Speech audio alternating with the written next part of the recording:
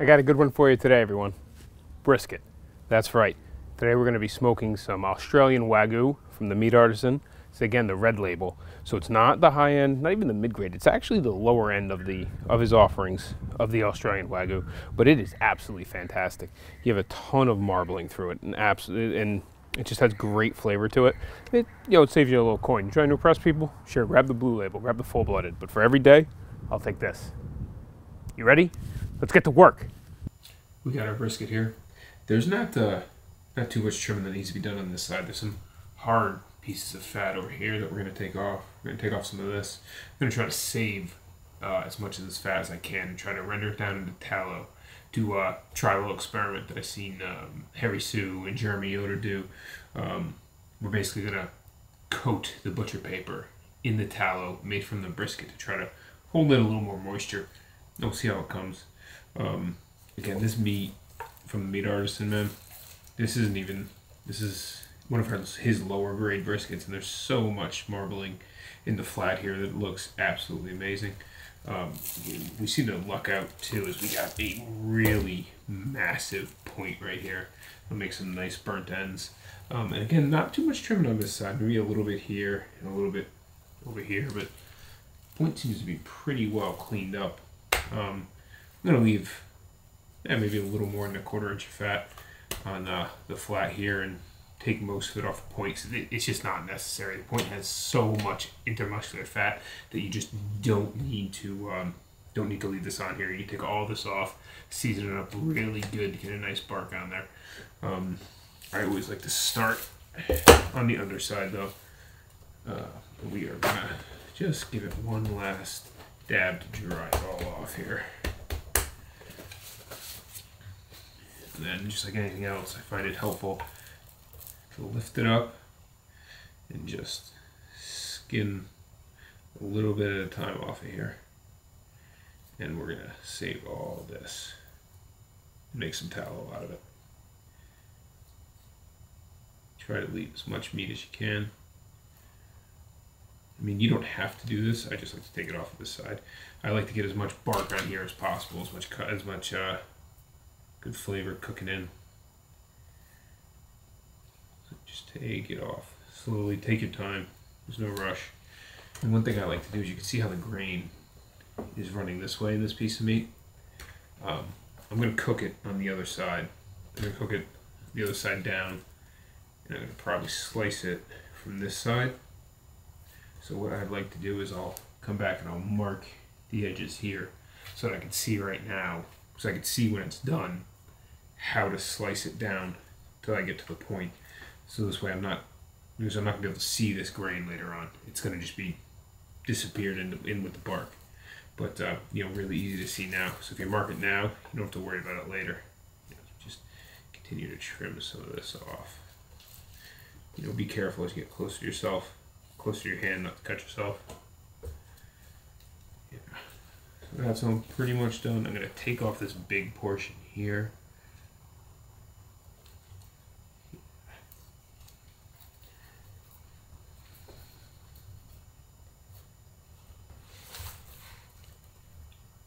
Alright, so I'm going to continue doing this. I'll check back with you guys in a little bit.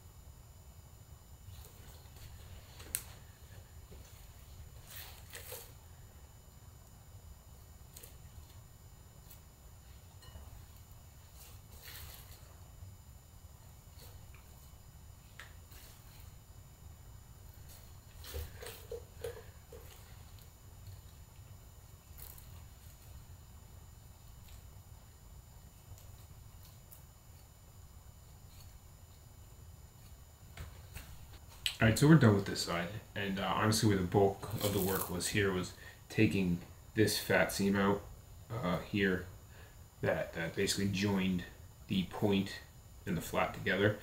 I don't need it, so I take it out. I saved it in my pot right here. I don't know if you can see. We're gonna make some tallow out of it. I got enough to get a good amount. Should be all I need. So I'm gonna take a quick break, a little drink. Today we got some Russell's Reserve, another New England Barrel Society pick. I really love these picks. The guys do excellent work on these. I've got three different picks from 3 different groups. This is again my favorite.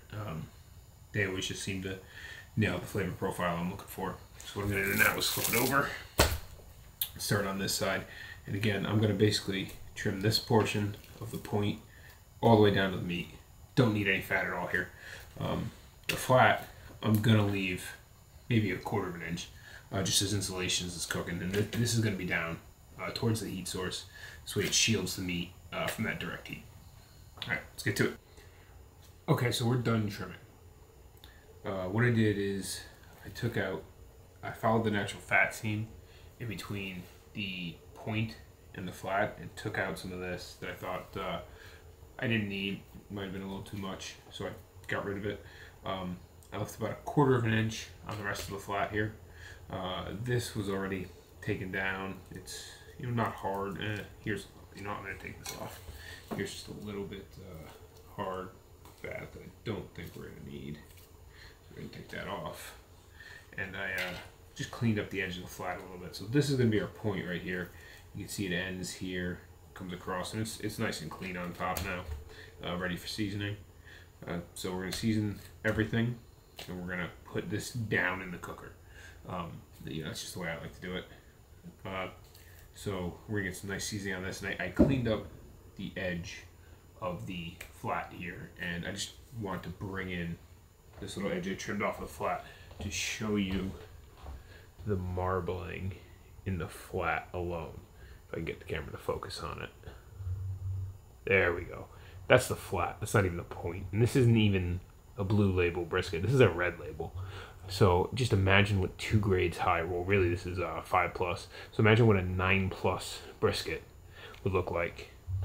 I wanted Nick to send me one of those, but unfortunately he was out of them, and I didn't want to wait because the guys on Instagram, they said they wanted brisket, so they got brisket. I'll wait till the blues come back in stock, and I'll have them send me a couple of those, and we'll cook those up for you guys too if you like. I run polls on the Instagram. I'll link it below. Great way to tell me what you want to see. I think Picanha's coming up next. That was what won after this, so that's where we're gonna be. What I like to do to get this all seasoned down is I like to apply some sort of smear, either olive oil, Worcester sauce. I'm gonna go with grapeseed oil today, and then I'm just gonna hit it with a kosher salt and black pepper, fresh cracked black pepper, and a little dehydrated garlic. I already mixed that together because who wants to see me run a pepper mill for 10 minutes? No one. So I'm gonna get to that, and we'll walk you through the process.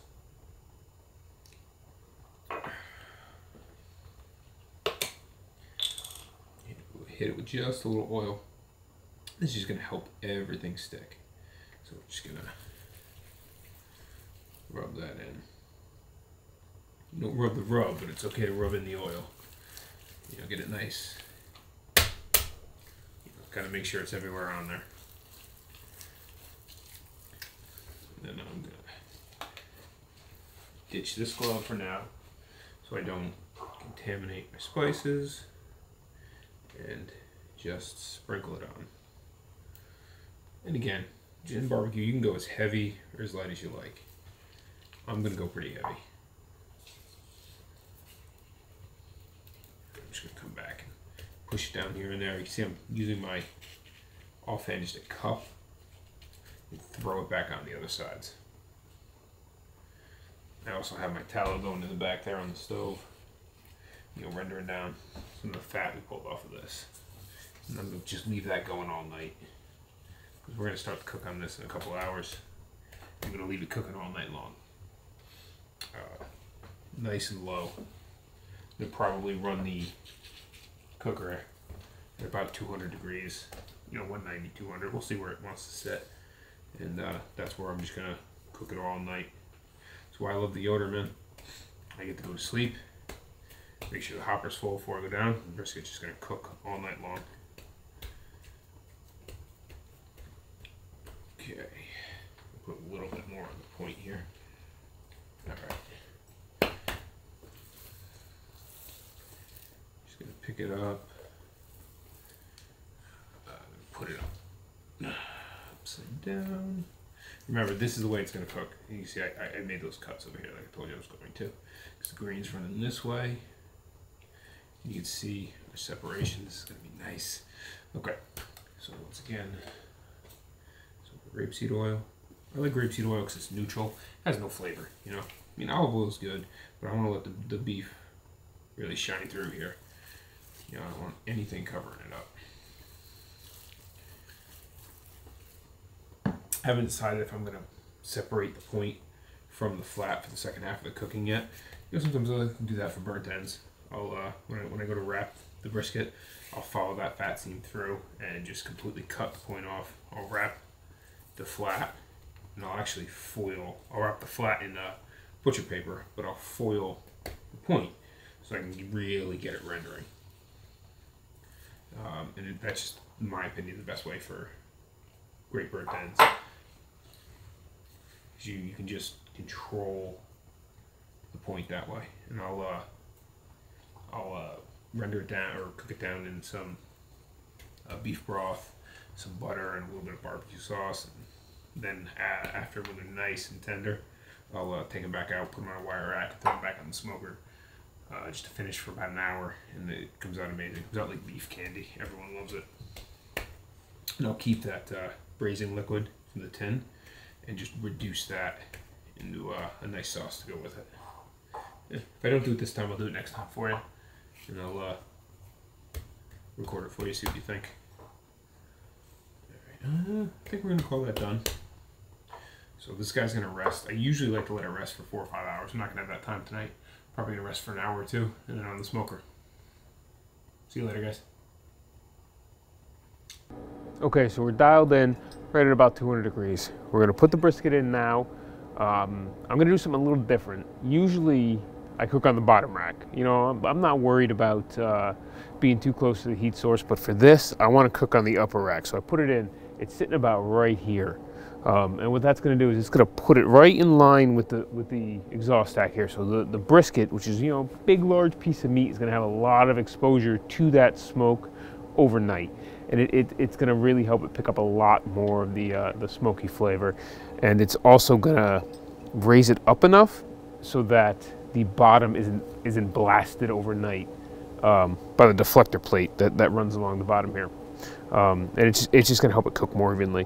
So I'm going to turn it right now so that the point is facing the stack. That's, you know, the hotter side on my cooker. And I'm also going to flip it because I have it the wrong way. All right, so let's get it in. Just going to use my towel because this guy's hot. Pull it out.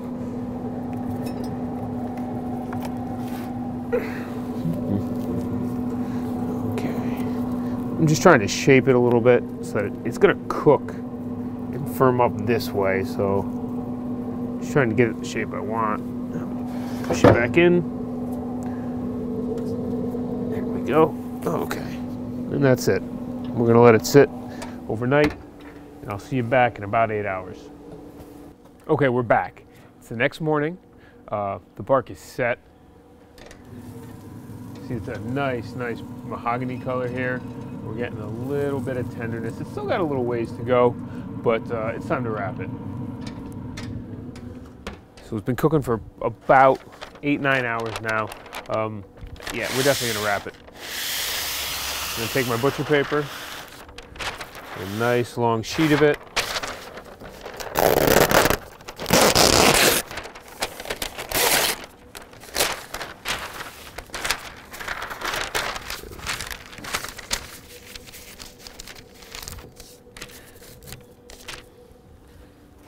Take our tallow that's been rendering out in there overnight with it, just paint some on.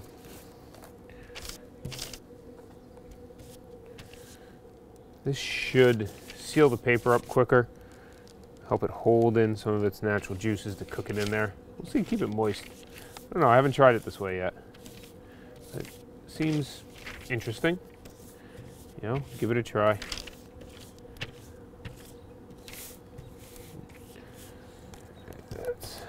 probably enough for now.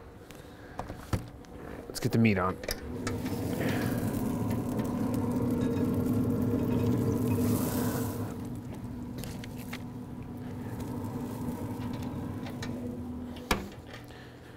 All right. Bring it down a little bit. Get a little more on here.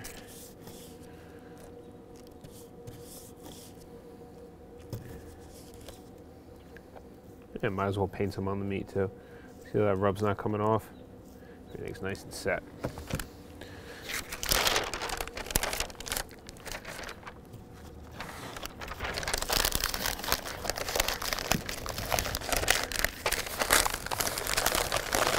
I like to get this first one in there nice and tight. Just kind of fold over any excess.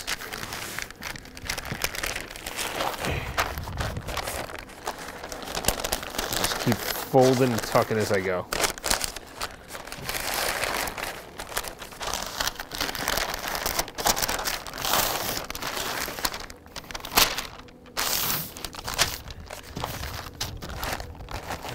Really try to get it tight. So this is the bottom. Back over. This is our top again. Make sure it stays tucked in. I keep adjusting the angle so that I can make sure I get the edges all wrapped up nice.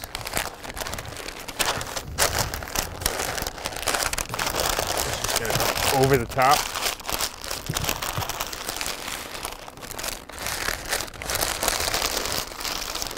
Gonna roll it down, flip it back over. Gonna go back on the cooker, just like this. Nice tight little package. Put it right back where it was. I always keep the point towards the hottest part of the cooker. All right, we're gonna let that go. I'll check back on it in a couple hours, see how it feels. I'll probe it and I'll just kind of wiggle it to see if it's done. All right, see you guys in a little bit. Okay, it's 3 o'clock. We're done. It's nice and probe tender. But if I grab it, have some nice bend going on.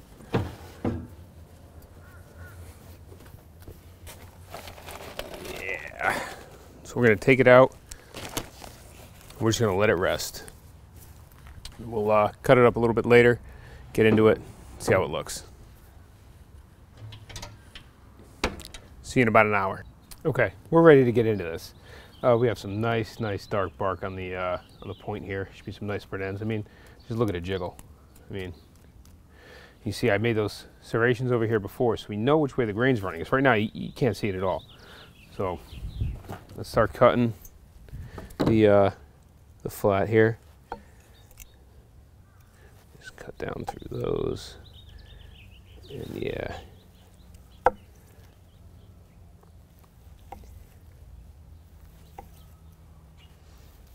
I'm just going to keep cutting this way across the flat until I get to the point. When I get to the point, the grain changes direction, so I'm going to have to cut through it like this.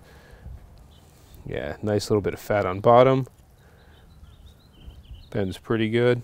This is still the drier portion. Get into the center here and really take a look at how we did. Let's just cut into it. Oh yeah.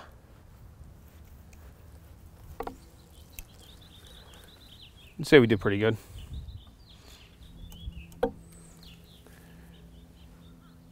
Yeah.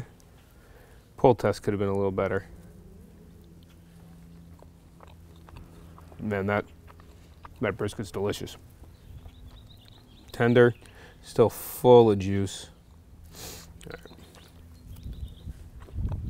Yeah, I could eat that all day. So let's keep cutting here. Let's get into some of this point. See, I really like to just separate it out, following the fat seam right here, and it just comes right off. So now we have our point and our flat. We're going to keep cutting that flat up later. As you can see, the grain runs like this in the point. I'm going to turn it. Actually, we're going to go like this. I'm going to cube it. I'm not going to do slices. We're going to do some cubes. So I'm going to cut through.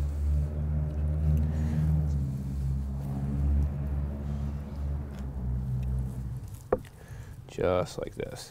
Yeah, that point is always just like butter.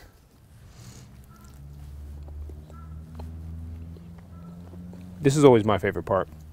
I like the point so much more. There's just so much more flavor in it. It's almost just falling apart.